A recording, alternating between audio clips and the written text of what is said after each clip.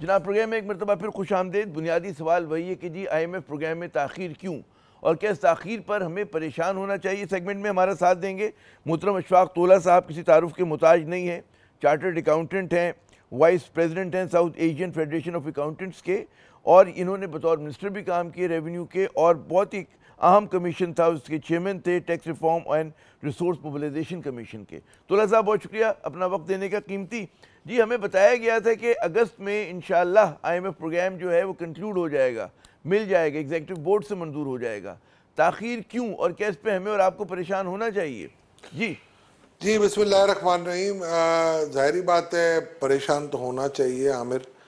मसला ये है कि जो मेरा तज्जिया ये कहता है कि IMF सितंबर के आपके टैक्स टारगेट को देखेगा, क्योंकि आपने एक पहाड़ जितना बड़ा टारगेट एग्री तो कर लिया था। उस वक्त भी हम जब कहते थे कि जी ये टारगेट अचीवेबल नहीं है। टैक्स रिफॉर्म्स जो हमने रिपोर्ट लिखी थी, अगर वो ये इम्प्लीमेंट कर देते पिछले साल, कुछ लोगों ने जो साजिशी तौर पे उनको ना होने दिया इम्प्लीमेंट, अगर वो इम्प्लीमेंट हो जाती उस वक्त बर वक्त हो जाती लास्ट ईयर, तो 13-14 हज़ार का टारगेट कोई बड़ी बात नहीं थी। अब ये देखेंगे कि टारगेट क्या हमारा क्वार्टर का था वो पूरा हो सकता है कि नहीं, और अगर आप नहीं कर सकेंगे तो वो आपसे अगली डिमांड जो मेरे आजिद राय में यही है कि वो ये कहेंगे कि जी आप मिनी बजट लाएं और टैक्स टारगेट को रिवाइज करके आपको बताएंगे कि कुछ नए एवेन्यू से टैक्स लें, और उसके बाद फिर हम आपसे बात करेंगे। अच्छा, हमें तो ये बताया गया था तोला साहब कि तमाम जो टारगेट्स हैं, अहदाफ हैं, वो पाकिस्तान ने पूरे कर दिए।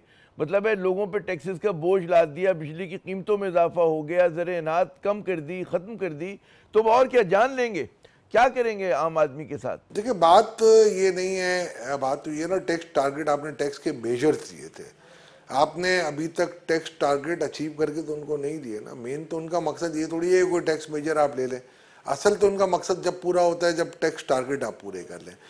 मैं आपकी बात से एग्री करता हूँ कि गरीब आदमियों पे बोझ पड़ रहा है, और मैं ये समझता हूँ कि IMF के एग्रीमेंट में जाने से पहले मेरे तो अपने बहुत ही नज़रियात है। देखिए मैं आपको बहुत क्लियर बात बताता हूँ, $26.5 अरब का आपका इस साल का जो पेमेंट करनी है, उसमें से $16.5 अरब आपको वैसे ही रोल ओवर करवाना है, चाहे IMF के एग्रीमेंट में रहे या ना रहे। बाकी रह गया $10 अरब। $10 अरब में से $1.5 अरब आप ऑलरेडी पे कर चुके हैं। ये जहाँ तक मेरी नॉलेज है कि गवर्नर स्टेट बैंक साहब ने सेनेट की कायमा कमेटी फाइनेंस को ये फिगर दिए हैं। अब आमिर इसमें आप आ जाएं, $10 अरब में से IMF से आप $1.5 अरब मैं निकाल दूं तो $8.5 अरब। तो मैं ये समझता हूँ इस साल IMF से आपको बहुत ज़्यादा, IMF, Asian development bank, world bank या दूसरे इदारों से ना आपको $3-3.5 अरब मिलेंगे। तो फिर भी $5 अरब आपके माइनस में आप हैं, और आपके हाथ बंधे हुए हैं। आपकी इस वक्त उस वजह से इन्फ्लेशन में जो IMF की शरायत है उसकी वजह से इन्फ्लेशन में, क्योंकि जब आपको करेंसी हाई रेट पे रखनी पड़ी है, हायर वैल्यू पे, रुपया आपका ओवर वैल्यू है, तो आप 9% इन्फ्लेशन इस वक्त आपके पास है। तो उस कंडीशन में IMF की वजह से हमें नुकसान हो रहा है।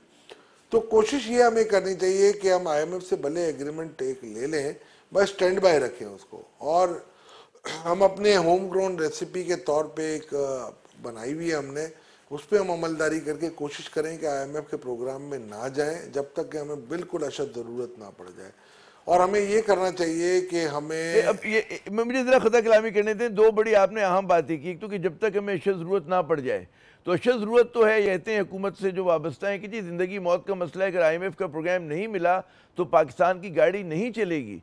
तो ये मेरे ख्याल में पहली मरतबा मैं आपको नहीं बता रहा, ये तो हुकूमत की एक बड़ी कंसिस्टेंट पोजीशन है। फिर मैं दूसरा सवाल करता हूं। आमिर पहला सवाल सुन लें आप, पहले सवाल का जवाब देता हूं। IMF ने लास्ट टाइम जब नेगोशिएशन किए थे तो उन्होंने कहा जो पूरी फाइनेंस या जो हमारी इकोनॉमी की फाइन ट्यून हुई थी ना, वो उन्होंने की थी कि $6 अरब का आपका करंट अकाउंट डेफिसिट होगा। आपने देखा होगा सिर्फ $681 मिलियन पे आया था। तो उनकी रॉन्ग कैलकुलेशन की वजह से हमारी पूरी मईशत के परख से उड़ गए, और आज जो स्टेबिलिटी आपको नज़र आ रही है ना, वो इस वजह से नज़र आ रही है कि आपने रुपी को या इंपोर्ट को कंट्रोल करके रखा। अगर आप ये कंट्रोल नहीं करते तो मैं आपको दावे के साथ कह सकता हूँ आपकी मईशत उड़ जाती है। IMF प्रोग्राम के साथ ज़्यादा बेहतर उससे उड़ती है आपकी।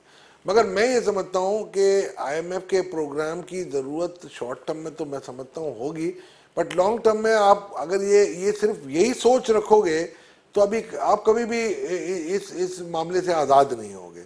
तो मेरा हमेशा से ये पॉइंट होता है कि आप कोशिश कर लो पहले अपनी।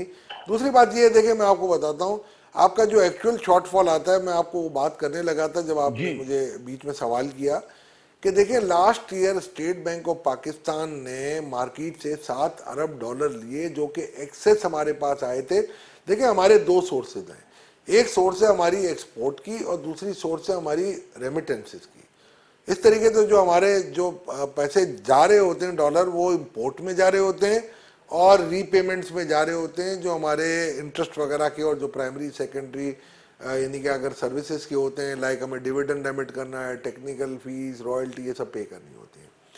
तो हमने स्टेट बैंक ने $7 बिलियन सरप्लस मार्केट से उठाए थे और आपके रिजर्व्स को बूस्ट किया था।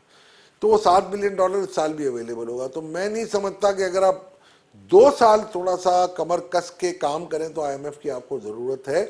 हम IMF के चुंगल से आजाद हो सकते हैं। मेरा ख्याल है ये हमारी कमजोरी होगी। हम कमजोर हो जाएंगे अगर हम ये सोचेंगे सिर्फ IMF नहीं आएगा तो हम मर जाएंगे। अच्छा, ये जो आपने कहा कि चुंगल से आज़ाद होंगे, ये हमारे और भी कई माशी माहिरीन, डॉक्टर शफाक हसन खान बहुत इस पर जोर देते रहे एक ज़माने में, आजकल बिल्कुल खामोश है, नहीं बात कर रहे वो। लेकिन ये जो हमें एक पूरा हमारे स्कूल ऑफ थॉट है, वो कहते हैं जी जब तक IMF प्रोग्राम नहीं होगा, उसकी अम्ब्रेला यानी कि छतरी नहीं होगी, तुम्हें जो दूसरे मल्टीलैटरल डोनर हैं वो भी पैसे नहीं दे रहे होंगे, हमारे जो बायलैटरल हमें पैसे मिलते हैं वो भी नहीं मिल रहे होंगे, जो हम कर्ज ले लेते हैं, रोल ओवर कर लेते हैं। सुना ये कि जी चीन भी कहते हैं कि आप पहले IMF के पास जाएं, सऊदी अरब भी ये कह रहा है, UAE भी ये कह रहा है। तो ये एक बड़ा मुझे कंट्रडिक्शन नज़र आ रहा है। यकीनन एक लोग कहते हैं कि जी उसके बगैर भी गुजारा हो सकता है। तो ये जो आप इतनी मजबूती से कह रहे हैं, तो क्या पाकिस्तान की मईशत सर्वाइव कर लेगी उसके बाद? जी अच्छा, आप मुझे एक बात बताएं आमिर, आपका तो स्टाफ लेवल एग्रीमेंट हो गया था, तो अब तक चाइना के, UAE के, सऊदीया के रोल ओवर क्यों नहीं हुए? आप तो IMF के एग्रीमेंट की एक कंडीशन है ना कि ये रोल ओवर कर हम कर देते हैं, तो क्यों नहीं हुए भाई? आप मुझे बता दीजिए रोल ओवर। देखिए ये तो मेरा भी सवाल है। यही तो मैं आपको कहता हूँ ना, यही मिसनोमर है और यही हमें डराया जा रहा है कि जी देखिए शेर आ रहा है, बस मर गए आप, वो काट लेगा, खा जाएगा आपको। तो भाई कौन डरा रहे हैं? देखिए आप अपनी, क्या इसमें इंटरेस्ट क्या है? इसमें इंटरेस्ट किसका है?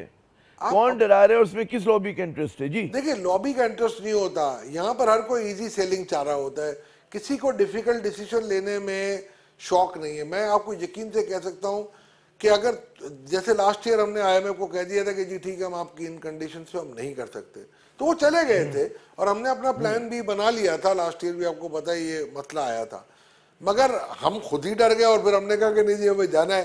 ये जो मल्टीलेटरल डोनर्स और इसकी बात करें, ये मिला के $3-3.5 अरब बन रहा है। मैं आपको IMF नहीं दे रहा, IMF तो सिर्फ इस साल $1.5 अरब देगा आपको। तो ये थोड़ा सा आपके जहनों से हमें निकालना पड़ेगा, लोगों को सही तस्वीर दिखानी पड़ेगी। और आप देखें, अच्छा मुझे अगर इजाज़त दें मैं एक छोटा सा वक्फा ले लूँ, वक्फे के बाद दोबारा आएंगे और आपसे इसी गुफ्तगू के सिलसिले को हम जारी रखेंगे। नाज़रीन हमारे साथ रहिएगा।